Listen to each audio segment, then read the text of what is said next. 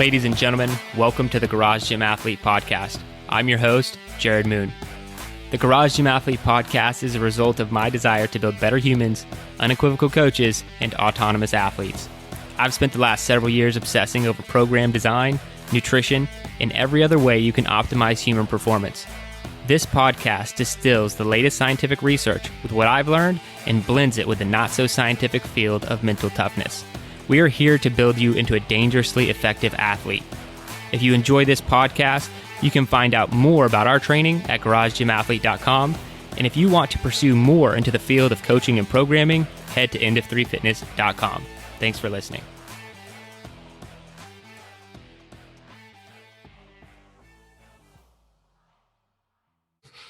All right, ladies and gentlemen, welcome to the Garage Gym Athlete Podcast. Jared Moon here with Kyle Schrum. What's up, Kyle? You're making me go first. I'm just saying, how's it going, man? And then we have Joe Courtney and Ashley Hicks. Hey. Kyle, how's life? Here's the fantastic updates. Yeah. Life is good. That's my update. This week on What Infuriated Moving Kyle. on. Nothing else? We're all good? You're good? Yep.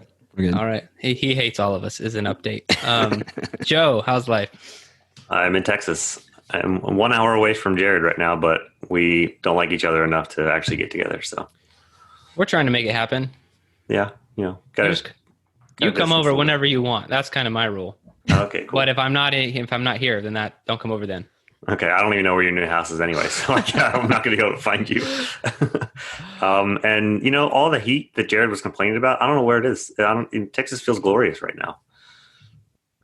Because it's not a swamp. I'm glad you're here for a while because you're trying to take shots right now. The hurricane's moving through, which is it's great. It's bringing us into mid low 90s. But I see on the forecast 102 and 104. I think over the weekend. Yeah. So you'll see it. You'll see what happens.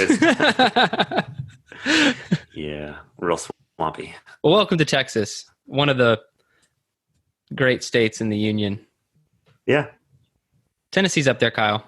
I'm not saying Texas is better than Tennessee. Geographically, it's up there. I don't know about ratings up there. Really, any state that doesn't pay income tax, I'm just going to go ahead and say, yeah, look, that's three of us. There we go. I don't have a state to declare right now, so yeah. Yeah. Actually, technically, I'm a Texas resident, so my license says right. so. We all agree. Any updates, Joe? Got anything? I said I was in Texas. That's That's it? all I got. That's all I got. Man, ever since you lost the beard, the updates have really gone downhill. I'm just not as exciting.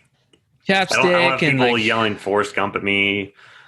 Those days are done. I'm gonna have to make up for it with more to change your interesting stories. Ashley, how's life? life is good. Yeah, life is good. I am super sore from getting back to 100% GGA. When I mean 100%, I mean I've been doing garage Trying math, again. I've just been trying again. Trying harder. Trying harder. So yeah, my body is definitely feeling it, especially my calves with running one day and then double unders right after. So my calves are like, what have you done? But it's a good thing. And it's nice to get back and feel this again, I guess. I don't know. I feel like I've been I know it was for health reasons, but at the same time, it felt a little bit like cheating, I guess. And so it's nice to be able to get back at it. But It hurts so good. it hurts so good. But I also did an audition for a America's Got Talent? no for our worship team at church today, and it was actually one of the coolest experiences ever, just because they have click tracks. So you wear these in-ear, buds, and you hear everyone that's playing, as well as a click track. So that way the click track is basically a metronome. So that way you cannot get off with each other. So you're actually all on time. So the drummer's not off. Anyways, it was really cool, kind of intimidating because I've never auditioned for a worship team before, but yeah, this church has got some really cool things. So it was kind of fun, But See some fitness uses there as I was well. gonna say, did you ask him where you can get some for your gym? Workout per metro by click metronome. Yeah. no. I would like some headphones that play only click tracks for my workout. Yeah. It's the worst. That is like my worst nightmare. I am a choral person. Like I grew up with chorus, and Scott grew up with band. So like he is used to the metronome and he loves it. Like the metronome is my worst nightmare. So when we do squats or push-ups or whatever to it, like I hate it. But yeah, just the sound, like, you know, the actual like doing of it, whatever. Maybe, how about a chime? Is that? Cowbell. I think that would be more annoying. You just I need don't more know. cowbell for that. Yeah, Anyways, Jared, how's your life going? it's good. I have a ton of updates, more stories. Please. Actually, I only have 2 updates. One, the sauna is officially hooked up, so Yay. pretty happy about that. Here's the full story on that. So the electrician came over to hook it up. I lost the book about the heater and the move. It's like how to hook up the heater. Give this to your electrician. That's basically what it says. I lost that. I couldn't find one online either. So he came and he hooked it up, and it was working. He left, and then I realized that he did not install the emergency safety thermometer gauge that is an emergency shutoff for if it gets too hot. Seat on the floor. This looks important. Yeah, it literally was on the floor. I didn't say anything about it either because I forgot. So we'll see. Like, Joe knows what to do if I go out in flames. So he's got the emergency packet. But I think I have just hit the override switch to how hot it can get in there, is the long story short. I think I can probably crank this thing up to like 230 now and watch the sweat boil off my skin. So we're going to see what happens. Hopefully nothing burns down. Luckily, it's in a detached garage, so only the garage would burn down. I'd have my hose out way before it got to my house. So we're good there. Perfect. Yeah. So that's that on the sauna. And I mentioned the last time I had really locked up my diet, which means for me right now is very low carb. And I'm going to say that I went about a 50% reduction in carbohydrates from what I was doing to what I'm doing right now. And I have suffered miserably the last 2 workouts. And I actually didn't know why. It just like took me a minute because my diet hasn't been that much different. I've just been eating a lot less carbohydrates than I was. And it was Brain Biscuit where it clicked. It just like completely clicked when I was doing burpees. And I was like, I just didn't want to do burpees anymore. And I felt like I couldn't really move. And it wasn't like you're not that tired. Like, you don't like I don't really care about doing hard work. I'm like, yeah, you keep moving. But I just felt like I couldn't. I was like, I can't move anymore. I'm like, oh yeah, this is like, you're out of glycogen. Like you don't have any more energy to provide for this workout. So I muscled my way through it and realized I need to be way more intentional about my carbohydrates pre-workout again, which is this is how things were like a year and a half ago. And the reason I kind of stopped is because I just like to be full of carbohydrates and be able to perform anytime. But that's where I'm at right now. It's an interesting place to be. So you're not weighing, you're just kind of intuitively eating? No, I mean, I'm eating basically the same thing every single day, aside from dinner. Emily normally cooks dinner, but I would say the macros on those are generally pretty close. They're just different meals. And so I mapped everything out to make sure I was getting enough food, because that can happen to me if I diet. I end up just like hungry and not eating enough. But I made sure I was eating enough, had to add some meals in and stuff. So that's kind of how I do it. I don't like to count every single day. I have like too much PTSD from that, but I do just like count it once, make sure everything's good, and then just do that and eat the same thing every day. Joe's heaven. Yeah. No variety. Eat the same thing every single day. That's it for me. You guys want to talk pseudoscience? I mean, science? Yeah. Okay. Yeah. It's my favorite kind of science. Yeah. So this is kind of a study. It's definitely a study. Technically, it's published as a study. It is called "It's Healthy Because It's Natural: Perceptions of Clean Eating Among U.S. Adolescents and Emerging Adults." All right.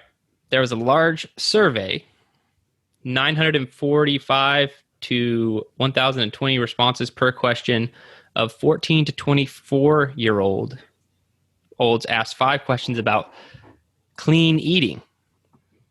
While 54.6% had heard of it, responses varied when participants were asked to define it. 38.7% associated it with health, 29.7% with food restriction, and 39.7% with processed versus whole foods, and 0.6 expressed skepticism regarding its healthiness and validity. And that's about all I'm going to dive into, because there is a lot of information you can dig out of this. So if you want, after we talk about it and you do want to dive into this, any podcast listener, go to our show notes at the EO3 blog. There'll be a link to that study. When you click on the study, there's also, this one is actually available in its full text, which is not true of every study. Some studies cost like $50 for you to read the whole thing, as opposed to this, you normally just get the abstract, which is the small couple of paragraphs. So you can get the full study. You can dive into every single bit of this if you want to, and look at the tables that we're talking about and all the breakdowns. But really what they were doing with this one was assessing the impression of clean eating through a sample of young adults in the U.S. and pre-adults, adolescents. And I found it really interesting because I learned something here I didn't know before, and that was clean eating can have negative connotations. That's what I pulled out of this study. But there's a lot of stuff to unpack. Whoever wants to go first on big takeaways they got from this clean eating study. Is it good? Is it bad? What do you guys think from having read this? I think it was really cool, and there's a ton to unpack.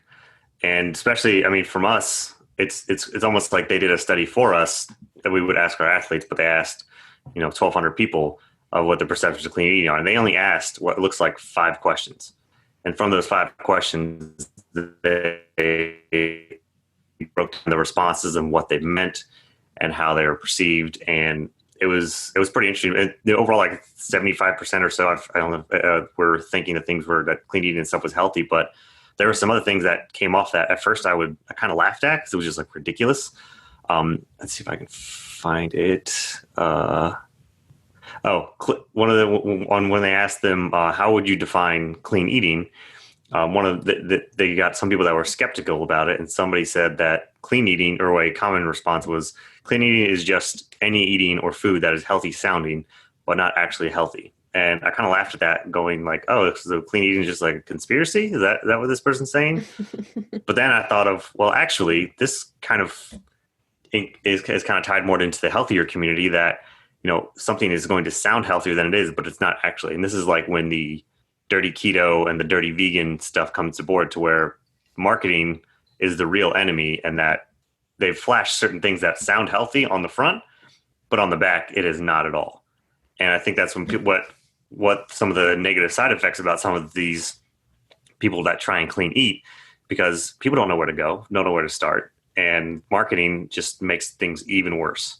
And I've talked to this a lot with my dad about it, because he wants to eat cleaner. He wants to do all this stuff, and he can cook, but he just doesn't know where to start. He'll hear from one thing from some source, and then he'll hear another from another. And it's like, there's no consistency, no nothing, but marketing just muddies the water and makes it even worse. So I think people just throw their hands up of what they think is clean, or they just go back to the old, in moderation, which I also kind of hate I think the whole in moderation slogan is a trap. But it was cool to see how people perceived clean eating. And like, I'd say people can go and look at all these responses, see how they're all broken down too, and I think it'll help us as coaches to see how people can actually view clean eating and what they asked. And it's like, okay, and then when they tell them what clean eating is, okay, now what's your opinion of clean eating, and see how those things changed. I think also to be mindful is the age group that they asked. There's some young 14, at 14, what would your answer be? Think back to 14 Man, years old. Like, what would your Taco answer Bell was my life. Yeah, for sure. I am with Jared on this. Like, I did not perceive like a negative connotation with clean eating, and I guess because my definition of clean eating is holistic, nutrient dense food, meaning we always talk about the perimeter of the grocery store, right? And so that's how I view clean eating. You're eating food that is real, something that's grown from a farm or killed from a farm, hopefully grass fed, stuff like that. And not processed boxed food that, can be terrible for your body. But I see what they mean, I guess, in the instance of these are younger adults, so they could maybe put a negative connotation on the food, saying like, this is a bad food, so I'm going to stay away from it, and potentially have some sort of eating disorder. But in my personal opinion, clean eating is not a negative thing. And I think that one thing you have to realize is whether you're keto or vegan or paleo or whatever it is, whatever label that you want to choose or not have a label, it is everybody's nutrition is different for everybody. And there is not one diet out there or not one clean fad, I guess, that you could say that works for everyone, except eating holistic food, I would say. I don't think that is a bad thing. I don't think that is, I think that's a good place to start. So like exactly what you said, Joe, my father's the same way. He's super overweight. He wants to get into gear, into eating clean, but he doesn't know where to start. And, but he'll bring out the box mac and cheese, or he'll bring out like Stouffer's lasagna or whatever the heck it is. And it's like, that is not where you need to start. You need to start actually, from lean source meat, and also maybe local stuff, as well as, a bunch of vegetables. And you can get starches, and starches aren't necessarily a bad thing. Jared talked about cutting back his carbs, but carbohydrates aren't necessarily a bad thing. And I think you have to not view food as this is a bad food and this is a good food, Yeah. I think limiting beliefs play a big role in all this, and people having the right mindset towards eating in general. And I think that's what they were trying to get at with this study, is there are some limiting beliefs. There could potentially be some pitfalls with false information about nutrition. And especially when you're talking about a young demographic like this of 14 to 24, if we can, teach that demographic of people proper nutrition and the proper attitude towards nutrition and how to approach it and how to eat properly. If we can teach them that, then we're not going to have 40 and 50 and 60-year-olds who are overweight and trying to get started eating the right way. You know what I mean? If we can get them eating the right way now, then we're not going to have that problem in the future. But the issue is that with this demographic, and I know this demographic intimately because I was youth minister for 7 years, so I'm working with teenagers, and so I know that not just the biggest source of their nutrition advice, which is what this study shows, is social media, but like basically their primary source of information for almost everything in their lives is social media.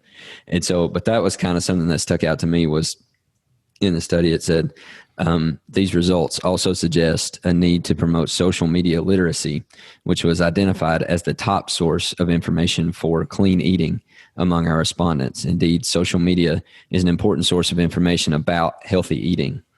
For example, Facebook and Instagram are used to guide nutrition-related decision-making. And when I read that, I was like, oh no, like Facebook and Instagram are teaching these people how to eat properly. And I'm just like, that's not good. That's probably not a great thing. I think there can be good information out there on social media, but I don't think it should be your primary source for good information, especially when it comes to nutrition. And so I kind of see it from that perspective that, getting the right information out there and getting it into people's heads early is an important thing, to get them on the right track and help keep them on the right track moving forward. Yeah, I think actually something else that I wanted to bring up that's piggybacking off of that is when they studied the people that asked them if they've heard about clean eating, more than half the people said they had. But breaking down of where the source of where they found clean eating, heard of clean eating, the largest majority of where they heard it from was from a peer, 44.7%. And then another unspecified person was another 32%. So the vast majority is hearing it from somebody. So that's somebody that you have to surround yourself from.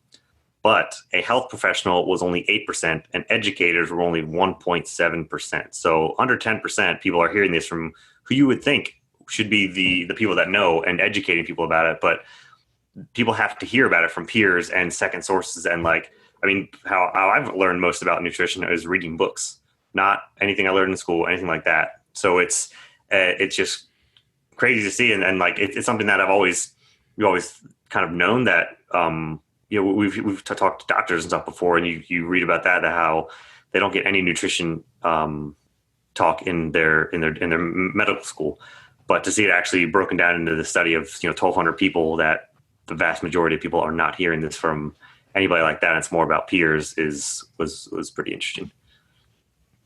Yeah, and the social media thing is a bit alarming to me, just because it's pretty apparent that social media, Facebook, YouTube, and hopefully this isn't too controversial for anybody, but they're headed down the censorship path pretty hard. It used to be completely open source, and now, you've already seen it with the pandemic. If someone was trying to post an article about bleach being the cure for COVID-19, Facebook was quick to censor those things, not allowed in your news feed. Hey, that's probably good, right? That's probably good that really ridiculous information like that doesn't get out to the public. Nonetheless, it's censorship.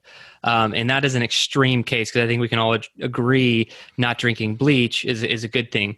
But I've seen a lot of reports from Rob Wolf that his posts on Instagram get censored now because he's not in with the mainstream vegan mentality, which is where a lot of things are headed.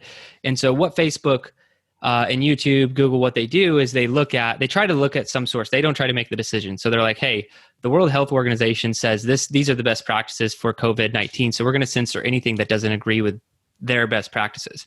And now all we need is the World Health Organization to come out with, hey, this is the best human diet. Facebook has an organization to point to. So now anything that's posted nutritionally that goes against World Health Organization guidelines, they'll start to censor. This hasn't happened yet, but apparently it's starting to happen to Rob Wolf. And now we're going to have all these people getting nutritional information that's censored. And I don't care if all the information that they're putting out there or censoring is stuff I would want to be censored, and I think is bad. That's irrelevant. It's just whether or not you agree with censorship, I think, is the big issue here. And so how do we all agree on nutrition? And we can't. We just can't. That's why I don't have a camp anymore, because it's impossible. It's impossible to be right. And I agree 100% with Ashley that everything is so individualized. Like, working with so many people, I've just realized, okay, that works for you. This works for you. There is no one size fit all or a macro plan that fits everybody. You have to change and see what does work for you. So that's a big part of it. I do think it's interesting that a lot of people had heard of clean eating. It's more than I thought would have just heard of it.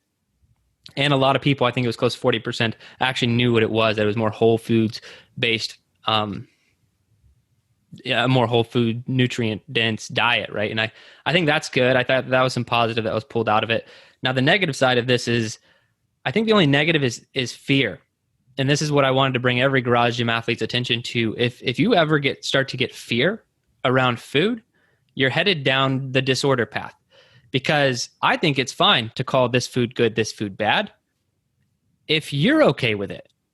If you start to become afraid, like we've had a lot of conversations about alcohol lately. Like I don't want to drink a lot of alcohol, but I'm not going, like when I drink a beer, I decide to drink a beer, I have no fear around it. I'm not like, oh gosh, what am I doing? Like tomorrow, it's just like what I actually think is, I might not feel 100% tomorrow, but that's the same decision I make when I do heavy back squats. I'm like, my legs are going to be a little sore tomorrow if I do this. I'm okay. That's fine. There is a result to every action that we take. But if you become afraid of it, that's where I think you need to bring your awareness to, okay, you might need to stop what you're doing. Because I think everyone here could agree that we don't think that McDonald's is good. Could we do something and order, no bun and all this stuff? And let's just, come on, McDonald's is not good. It's not. It's just, and we can all say that's a bad food. But if I had to eat it on a road trip to survive or whatever, quote unquote, survive, would I do it? Well, it's a deserted island. There's only a McDonald's. Right. I keep trying to come up with these situations and where like last week or 2 weeks ago, it was glycolytic. Like, how many cases do you truly need to be glycolytic? Like, running for your life. That's it. But saying, like, if I had to eat McDonald's and I made that choice, I wouldn't be scared. I wouldn't be like, oh my gosh, what's going to happen to my insides? It's the anti-nutrients are going in and ripping my gut apart and punching my spleen and, kicking my liver in the, what? So anyway, once you go down that path, revisit how you feel about food. Otherwise, if you don't have any fear about food, I think it's okay to have rules against, with food, until it starts to lead to some sort of disorder or whatever.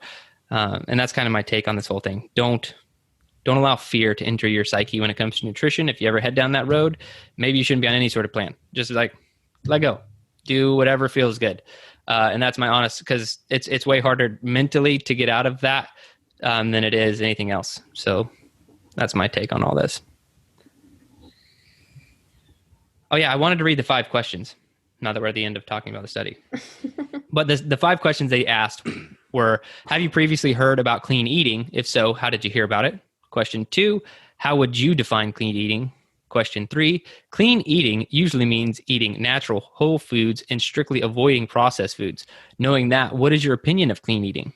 Question 4, do you think clean eating is healthy or harmful? Tell us why. Question 5, how likely would you be to try clean eating for yourself? 1 equals probably will not try it. 2, not sure. 3, probably will try it. I mean, and I could just rant forevermore about this because we're so concerned that we're going to break people's brains with rules that there are a lot of other supporting studies. And there's another one called The Dirt on Clean Eating, a cross-sectional analysis of dietary intake, blah, blah, blah, talking about how women who want to go clean eating, some of them end up with disorders of some sort. And that's very unfortunate, but I don't think that we should just be like, everything is okay. It's all okay. Eat whatever you want. It doesn't really matter. Just, you're okay. It's not true. Like, it's not true. And the macros argument doesn't hold up. And the only way I want to try to prove this to someone is like a 1-for-1 competition between 2 athletes. And you need to be on the crappy macro diet. So we're going to be the same macronutrient wise, but you're going to eat Twinkies and McDonald's. I'm going to eat fruits and vegetables and clean meats for a year. Completely standardized for macronutrients at all levels. Let's just see what happens. Let's see who performs better and stop talking all this theoretical, if it fits your macros and all this crap, because it's not true. There's going to be a result that is negative. And I'm not even speaking scientifically. This is just coming from experience. It doesn't work. So, yeah. Well, and that's kind of going the opposite way to the opposite extreme, right? Like people can't handle rules. So let's just throw out all the rules. And it's like, you're going to the opposite extreme, and that's no good either. Some people can handle rules, and some people can handle different rules or more rules or whatever for than other people. But we all have guidelines that we can stick to nutritionally that work for us. And so, like, just saying let's just throw out all the rules because people can't handle it, no, that's not helping anybody. So you can stick to it. So whatever you need to stick to it. And then that'll progress over time as well. But don't be obsessive and fearful about it. I think when I first made a big change to paleo, because before I did paleo, I was just like kind of eating whatever, or the standard American, food pyramid thing. But when I made the switch to paleo, it was like I would do one thing at a time. So I got rid of, I think dairy was the first thing I got rid of, and that's all I did differently. And then there's something else I got rid of, and that's all I did differently. I didn't just jump off the deep end. But now, since I've already done that stuff, I don't really care about those things. So I can just snap right into Whole30 and no big deal. So it's just biting off as much as you can chew, pun intended, at first, and then going from there. A lot of the problem with all these books on paleo and everything else is they have to, I say have to, but they wouldn't make a very good point if they didn't. They have to come from this fear-based stance to try and make you make a change. So they talk about dairy and they talk about how your body can't process it and how it's going to ruin your gut and the implications of ruining your gut and all this stuff, right? And then you're like, oh crap, I don't want to consume dairy. It's basically killing me. And then now you're fearful, right? And that's what all these books, I don't care what diet you are, vegans do it to meat, paleo people do it to other things, like carnivores doing it to vegetables now. They're saying there's too many phytonutrients and okay. Anyway, we can go on for this. We can just have an entire episode about going on nutrition. Yeah. So we'll probably this is why I don't talk a lot about nutrition. I try to help people fuel for their performance, and then I'm out the door after that. It's also never a simple answer with nutrition. Like you can't just be like, hey, here's quick 5 points, and there, go do that. Yeah, just everyone does that. They're like the carnivore people are doing it. They're trying to scare you into thinking that some vegetables are bad, and vegans are trying to scare you that your heart is going to stop if you keep eating red meat, or that your kidneys are going to shut down if you have too much protein. And paleo people are trying to scare you that what are they trying to do? They're trying to scare you that if you eat grains and dairy are going to ruin your life and kill you. So it's just, and none of it's really true. Like, I think in the grand scheme of things, we're talking about plus or minus 3 to 5 years of your life following a perfect diet. Like you could be vegan your whole life, paleo, and you're like, congratulations. Like you made it, you would have died at 87. You made it to 90 with, how good are those last 3 years anyway? 87 to 90. Come on. Like, does it, I don't know. All right. Moving on. Moving on. I don't even know what's next because I'm so bothered. Pacing.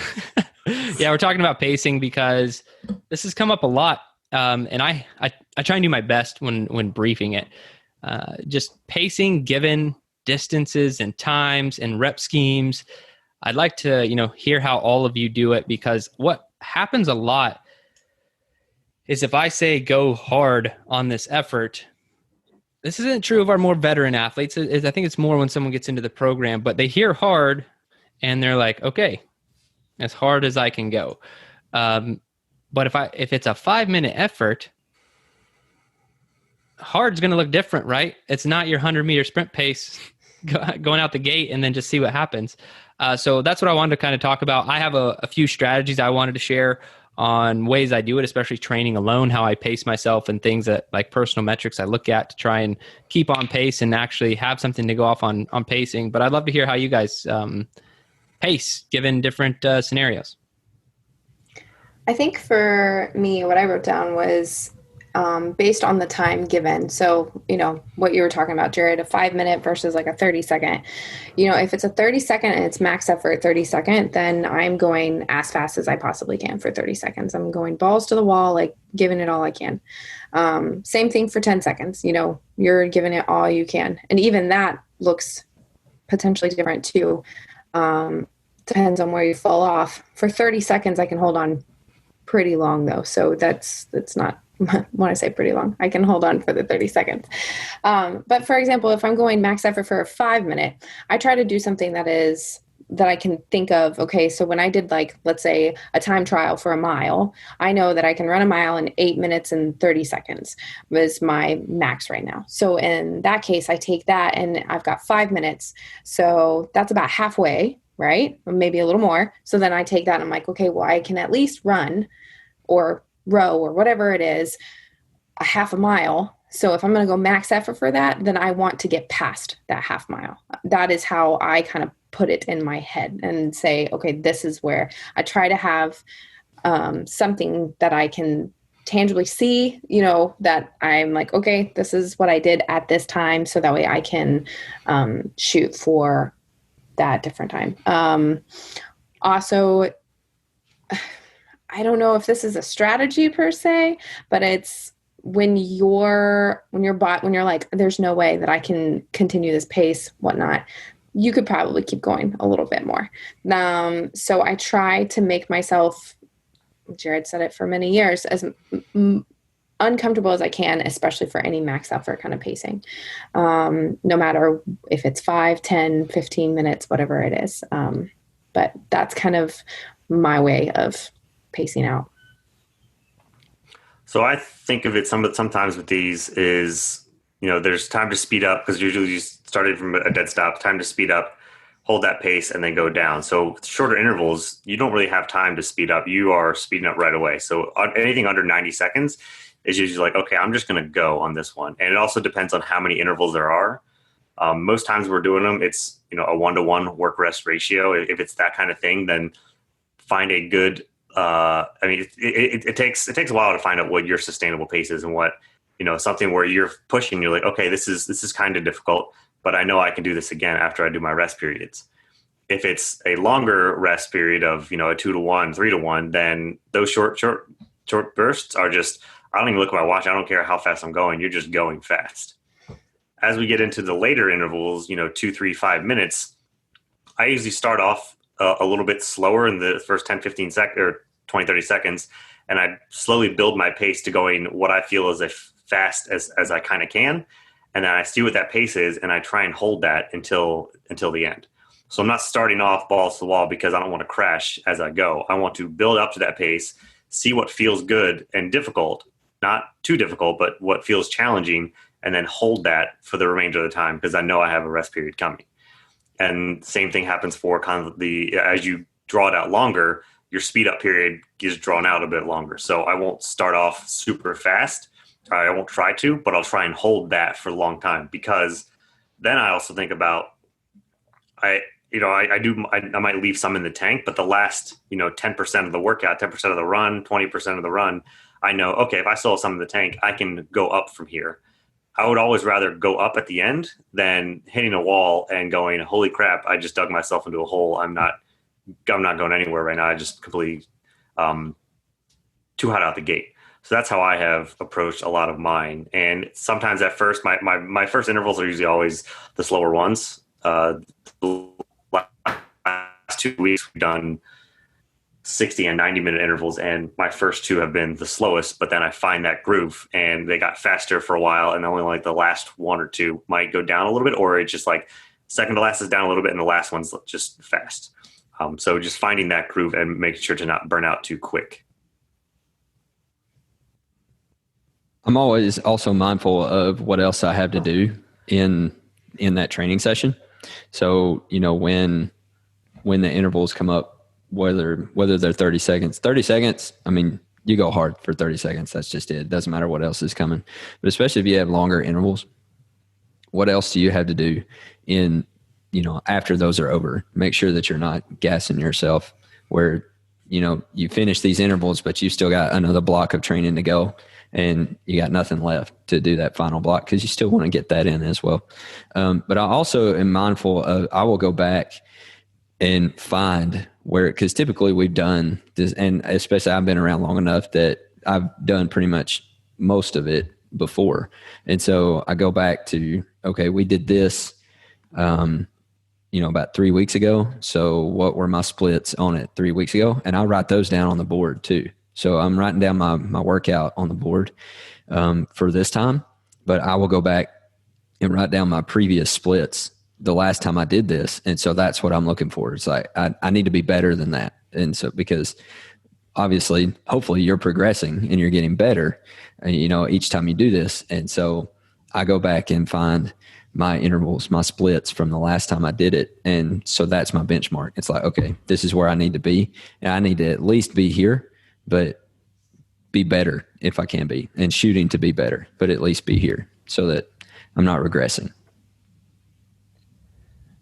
What I'm shooting for, Joe mentioned he doesn't want to dig himself into a hole early. He also doesn't want to have something, or he'd prefer to have some gas left in the tank at the end, as opposed to being in the hole. I just want to be perfectly I'm not in the hole, but I also have no gas left.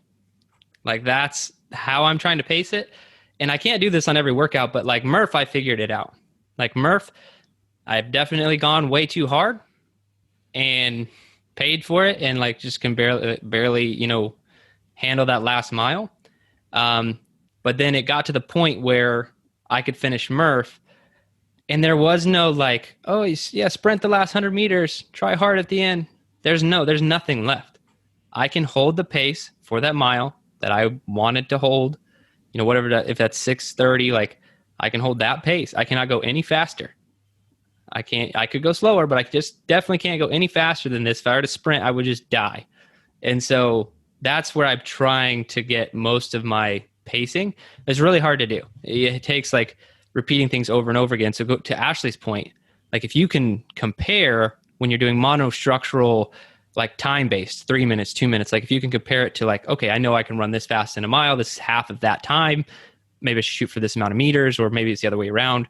If it's meters and you're trying to go to time, I think known splits are really good.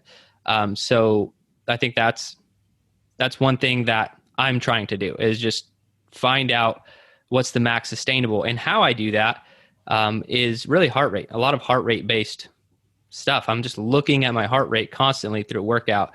And I wanted to give a very tactical approach because this is something I do, but I was trying to like formalize it so I knew it could help more athletes. But like we just did Brain Biscuit this week. And so Brain Biscuit, the workout, for anybody who's not on the Hard to Kill track or didn't participate, it's 30 minutes for time. You do 100 kettlebell swings, rest 1 minute, 100 burpees, rest 1 minute, 100 double unders, rest 1 minute. And you go through that as many times as you can in 30 minutes for reps. And when I see workouts like that, how the hell do you pace something like that? That's hard, because I'm like, should I just try and do 100 kettlebell swings and like light myself up? Should I break it down to 10s? And I used to do that. I used to go in with a plan of like, I'm going to do this many reps, rest at these intervals. And, but I don't do that anymore. Now I look at my heart rate. My heart rate will determine when I'm allowed to take a break. So like the burpees, I wasn't like, okay, I'm going to do 25 burpees in a row and then rest for 10 seconds, get back to another 25 burpees. My plan in that workout, once I got to the burpees, was if my heart rate goes above 180, I can back off until it drops 10 beats per minute. And then I've been doing that a lot lately. And lately, I mean, probably over the last 6 to 8 months, I'm just looking at my heart rate, because your brain will tell you something different. Like my heart rate was like 165 when I was doing burpees, and it was telling me I should probably take a break. And I was like, you don't need to take a break. Your heart rate has not hit the threshold in which you said you would take a break. And so I have that plan going in, and it's a lot better, because there was it's probably just the heat, but I didn't want to, I talked about running out of gas, but with no carbohydrates in my bloodstream or whatever, but my heart rate was at 148 and I didn't want to do burpees anymore. I was like, I don't want to do another burpee, but I just kept doing it because my heart rate was not where I had said. So I think looking at your heart rate, and then if you don't have a heart rate monitor, another great thing to do with longer workouts like that is just making little micro deals with yourself. Like you'll only stop to rest at intervals of 10 reps or 5 reps or something like that.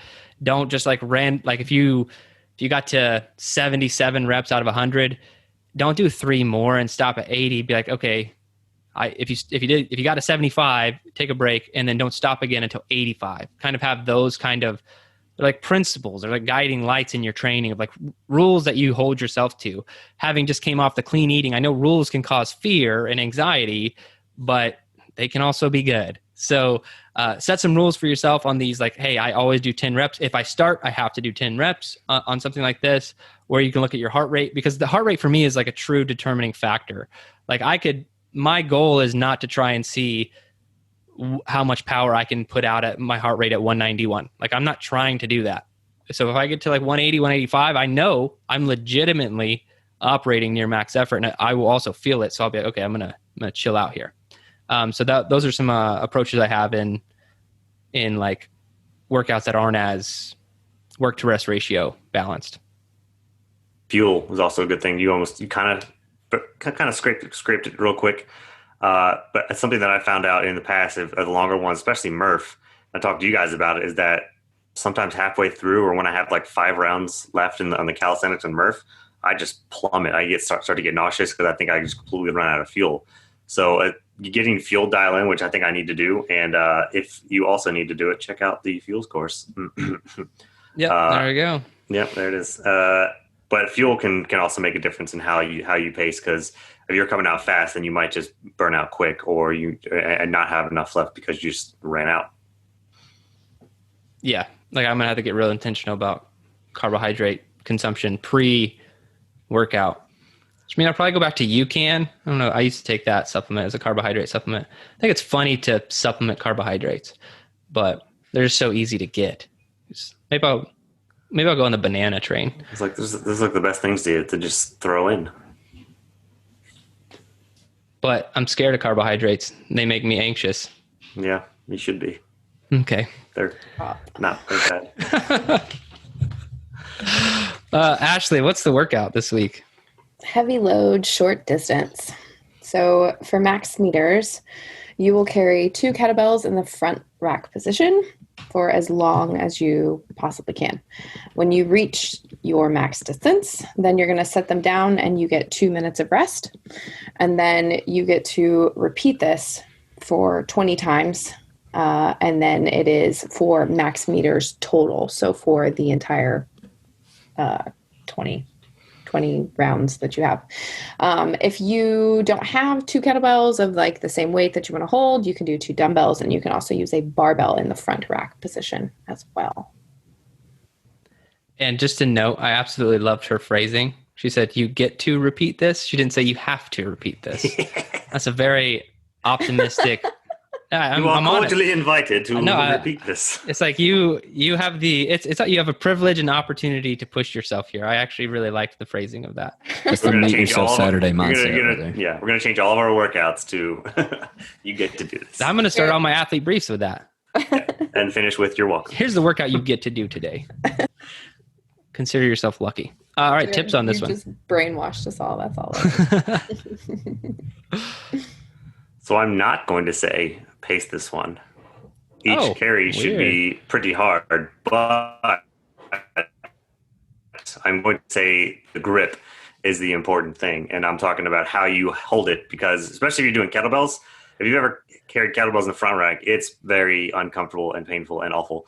You can either carry it so that you lock it into your chest and it's pinned to your chest. It's like, okay, I can carry this for a long time.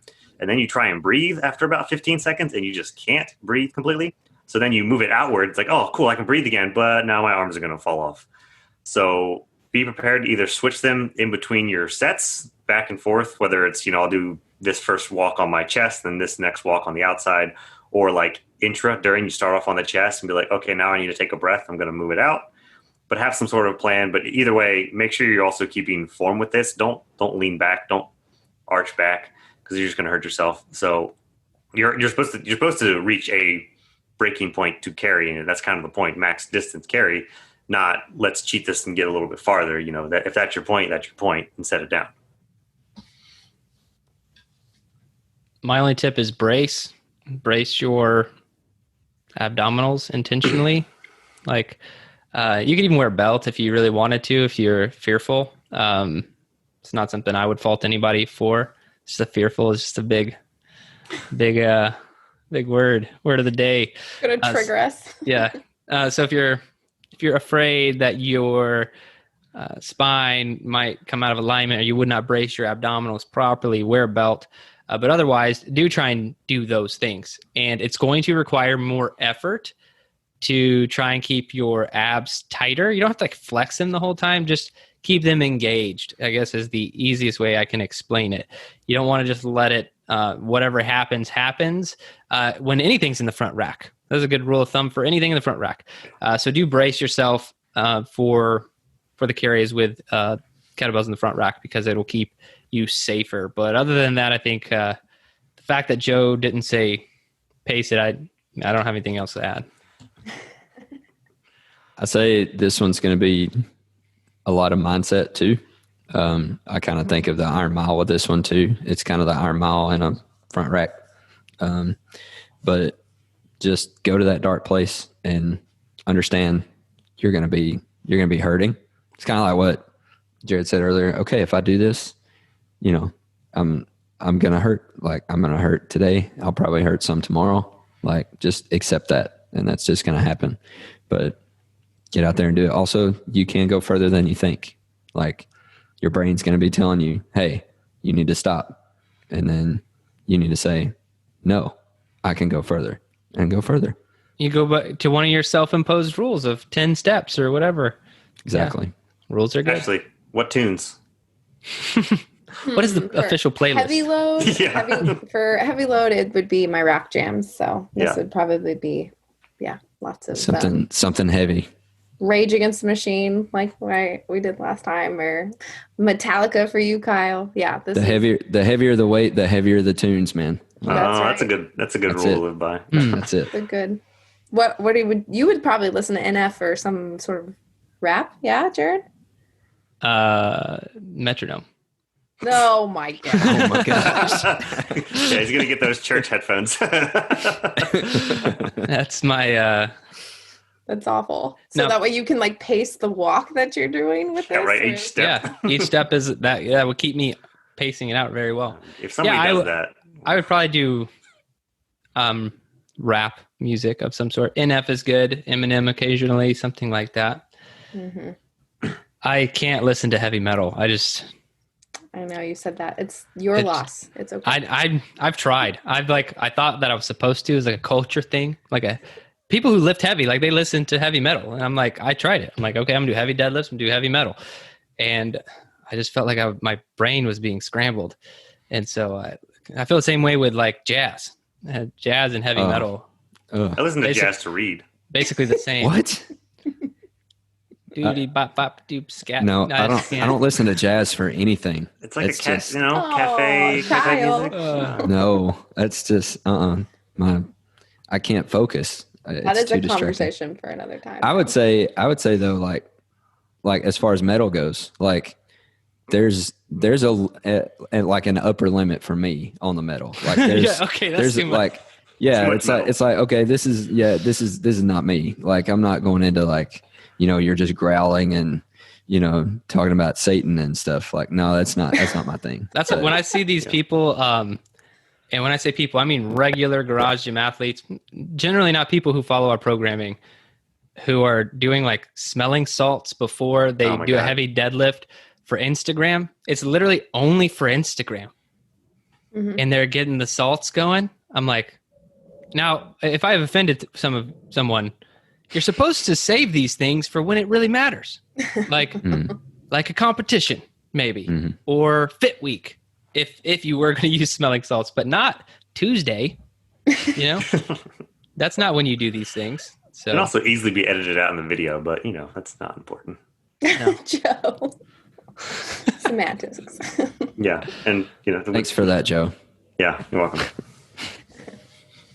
all right. Well, if you want a non-fear-based approach to nutrition, well, I don't know if we're it. So I don't have anything. I got it for you. But if you do want some really good programming, go to garagegymathlete.com and you can support the podcast. Also get some amazing training out of it. A 14-day free trial still going on and has been for a long time and will be for a while. So if you want to sign up for a free trial, go do that. And it's a good time because we have the new standards coming up. I'm really excited about being announced in the webinar not too far from publishing this podcast. And you will get to test those. And all of our athletes who are already there, in the training, thanks for being awesome, part of the community. I can't wait to see how you guys do on the new standards. I'm not going to hate on your smelling salts. If you're going to want to do it during Fit Week, go for it. Let's see some PRs. But other than that, that's all I got for this week.